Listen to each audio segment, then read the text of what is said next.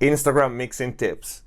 The worst collection of bullshit advice on music production and mixing in one easy to access place. Let's purge.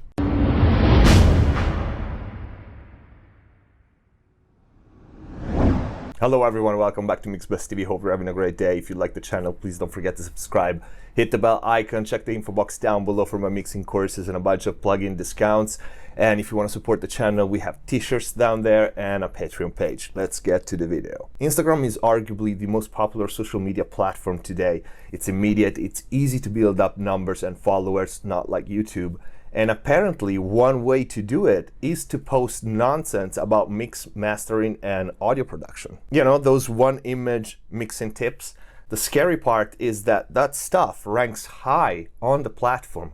And something even more scary is that people thank whoever posts those things, not even knowing that it's complete nonsense. A cool image is all you need, a catchy title, and you rank in the audio production or music production hashtag on the board, which is where I got some of the posts we're gonna purge today. Many of those posts were sent to me from you guys. So if you want, we can send me more and we'll make this a weekly appointment. The reason why, because people get away with posting that nonsense and getting likes for it, is because nobody checks them. Well, I'm going to. And please understand that I'm doing this not to bash on anyone just for the fun of it, but to try to actually help people and clean up misinformation. Let's start with the first one. What to do when the mix sounds so good, but all the tracks are clipping? Well, first of all, you're deaf if you think your mix is sounding so good and all the tracks are clipping. But just select all your tracks except the master fader, blah, blah, blah. Now drag all the faders down until your master meter reads -6, and now you have enough headroom for some final adjustments. I understand that the Ableton era changed a lot in the mixing world for the worst, well, in the amateur home mixing world. And we are touching a subject that I care a lot about, which is gain staging, and I try to do several videos on that because literally the first thing you should learn is gain staging if you want to mix. Okay, whether or not you use hardware in your setup, gain staging is everything. You're gonna clip plugins, you're gonna clip buses, you're gonna clip everything, and it doesn't matter. Yeah, I know we are in 32 bits and we can technically clip anything. It just, I have 2 videos on that. Please watch them. Like, you can watch the last one, the ultimate on gain staging, so you understand, if you're not familiar with it already, how wrong this mixing tip is. You should have a good gain staging to begin with. You should have plenty of headroom on your master when you're done mixing. Otherwise, you don't know how to mix. Mixing tip: EQ the bass and kick. The fundamental frequency of kick lies somewhere around 60, and the frequency for bass lies around 80.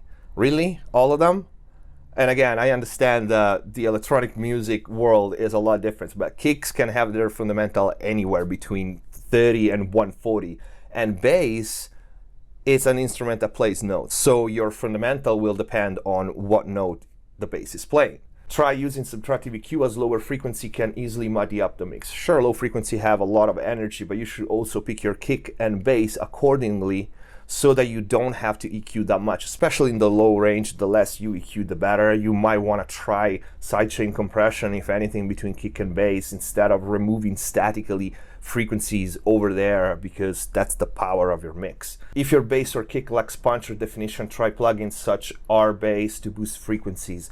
RBass is not really used to boost frequencies. It's a psychoacoustic processor that adds harmonic, higher harmonic from the fundamental note. Sure, is a good plugin to treat kick and bass and vocals and guitars and snares for that matter, but it's not really used for punch. That would be a compressor, if anything. You're using it to make your bass element more intelligible in smaller speakers usually. Reverb on bass. Applying reverb to your bass sound will help widen it out and fill in extra space. Now, a lot of you will cringe for this. I'm actually not against reverb on bass, but if you want to do it, is a somewhat advanced technique. You can't just throw reverb on bass, especially on low frequencies. So why this can be used is a technique that can be used. You want to send to your reverb not the whole bass, because low frequencies, it doesn't matter if you send them to a reverb, they will not appear stereo, okay? So you want to cut the low end on your bass before, not on the track, on the send. and send to the reverb just the mid part or mid-high part. That can be useful, that can be effective. Although if you want to widen your bass, there are other effects, not reverb. Nowadays we have psychoacoustic processor, stereo spreader that work a lot better than reverb for widening a monosource or a bass. But you know, given the right technique, you can use reverb on bass, just not a generic tip like this. Mixing is a lot simpler than people might think. You either need to make things louder or quieter, or drag them to the left or to the right. Effects and such aid in this, but these are the 4 main elements to think about when mixing your tracks. Sure, that's your main elements for your rough mix. And I feel like a lot of people nowadays, we have Ableton faders there. When they think about mixing, they actually think that the rough mix is the mix. They probably never had a professional mix done. So yeah, that's a good advice for your rough mix. Okay, so balance the few things and do pans. That's literally the definition of a rough mix. These guys are talking about like purely electronic and sample-based music. So I understand that. And if you're going just for that and you're happy, just go with it. But I don't want this kind of generic mixing advice. Mixing is easy. No, it's not. Try to mix some real instrument. Try to mix like 150 tracks of real instruments and vocals and all that, and then tell me how easy that is. Someone sent this to me. Of course, there's our friend Drake, and reverb on individual channels is a no-no, but reverb on a master bus is dope. I don't even know how to comment this. What the hell is this? Like, in what world a reverb on master bus is okay and reverb on individual channels is not? The cases in which a reverb on a master bus is beneficial are so rare to be considered an exception. No, your reverb goes on individual channels and sends. Mastering, compressing the mid signal. The main elements of the track are found most of the times in the center of the mix. Therefore, you want to make them more consistent without affecting the secondary sound. You can use mid-side processing to only compress the mids. The mid would be mid-channel, not mids as in frequencies. Yes, and you can also do it in mixing and not in mastering. You shouldn't do that in mastering. You should arrive at the mastering with all your most important element being consistent at the end of your mix. You don't do that in mastering. For instance, we can make the vocal, snare, kick, and bass stand out in a song without emphasizing other sounds such as cymbals, percussions. Yes, you do that in mixing. You do that compressing the single tracks.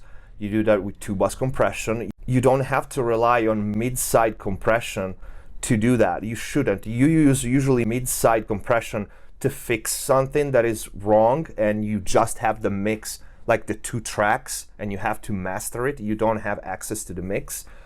Sometimes can be used to enhance a mix, sure, but that's not like a general rule that should be thrown away like that, because it just simply gives the wrong impression that you don't work on your mix, because at the end of it you just use mid-side compression to make your vocal, kick, and bass consistent, which by the way are in completely different frequency ranges, and 2 of them are transient based, the other 2 are not. So with a compressor you might want to set, attack, and release differently. That's why you do it in the mix. EQ in high hand, try cutting out the top 15 hertz or so on your sounds, like all of them. This leaves enough room during the mastering process for your high end to be brought up without muddying it up. If you have an extra 5K to work with, that's quite a bit of room to add any extra compression or distortion without muddying the sound. Wow, so first of all, high end and mud are like so far apart in the frequency range that working on your high end doesn't really affect the mud part of potentially muddy part of your mix. But why would you want to cut everything above 15 hertz so that then you can add it later in mastering? You're gonna try to boost something that is not there, has been cut before, so you're gonna boost noise. You don't need extra room for compression or distortion.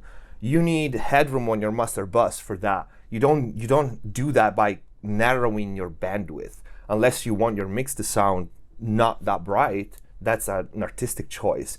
But you don't gain anything by cutting the top at 15K on all your tracks and then trying to somehow re-adding them with EQ later. It makes absolutely no sense. Please don't do that, okay? If you need to add any extra compression, just have a correct gain staging, as we said. So have headroom on your master. So when you're done, if you feel like your mix needs more grit, more density, you want to add parallel compression or something, you have enough headroom. Distortion, I wouldn't know why. Maybe saturation was intended. That again, just leave headroom. You don't need to limit your bandwidth. Magic frequencies, we see this all the time. Some of these are somewhat correct, of course. It's so obvious. Anyone who mixed for like 2 days knows kind of ballpark where body, fullness, bottom, harshness are, okay? But if you want a frequency reference chart, don't look at stuff like this. Look at the classic EQs, the semi-parametric vintage EQs, the API, the Neves, the Pultec. Why do you think those EQs are still the best today? Because the frequency, the fixed frequencies they have, those are the key frequencies. There's a reason because these guys, the designers of those EQ, picked those frequencies, okay? Because they work across many instruments and they work 90% of the time. 5 EQ tips for tighter kick. 1, boost the root note frequency of the kick or not is already the root frequency. So is literally the highest in level in the whole spectrum. Boost around 100 and 200 to add thump. Thump is usually considered 30 or 40. I think Metric Halo make a plugin called Thump that add sub-harmonic. That's what thump is. 100 and 200, which is a very wide range. You're adding body, you're adding chest to that kick. You're not adding thump. Number 3, cut the frequency range that you boost in the bass. It might be too much, it might be too little. Sometimes you might need to boost both instead of cutting.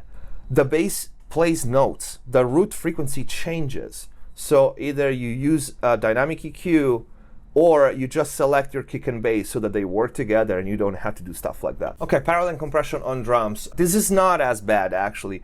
Parallel compression, everything is fine until we go to apply EQ to eliminate buildups or overlaps in the low mid to high mid range. When you EQ your parallel channel, you're causing a phase shift. So that's all good if you have an amazing ear and you adjust for that, okay? What you want to do when you add parallel compression to anything, if you have a buildup on the sum of the two, you EQ the source so you don't have any phase problems because that's the source. So if you remove the low mid on the source, you will have overall less low mid and you don't need to EQ the parallel channel. Don't EQ the parallel channel unless you really know what you're doing, unless you have a very well-trained ear.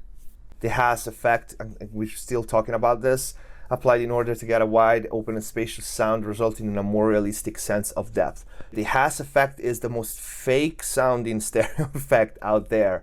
Sure, it has its uses in mixes, but no, it's not open and spacious and in a more realistic sense of depth. We like it. I mean, it's been used for ages. It's awesome for what it does, but it's not realistic. Not so professional mastering technique. You want it loud and clear without a single distortion? What if I tell you to drive your EQ peak knob through a soft clipper after using a multi-compressor without any limiting and your master will bang?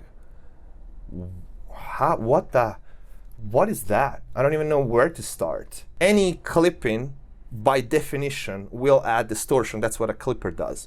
It adds saturation. Soft clip, hard clip, it will add distortion. Now, if that distortion is going to be pleasant or unpleasant, that's a different thing. Depends on the algorithm and how much you're clipping. But I don't know, by EQ peak knob, this person probably means your EQ output. So it's just a gain. You're just gaining into your soft clipper after using a multiband compressor, which you use a multiband compressor if you need one. It's not a general rule and it's not a mastering technique. Mastering engineers tend to not to want to use multiband compressors if it's not needed because it's an invasive processing. Soft clipper, sure, it's used in mastering, but it doesn't matter what you drive your signal into it. And sure, you don't have to use it after a multiband compressor, and in any way is no better than using a limiter.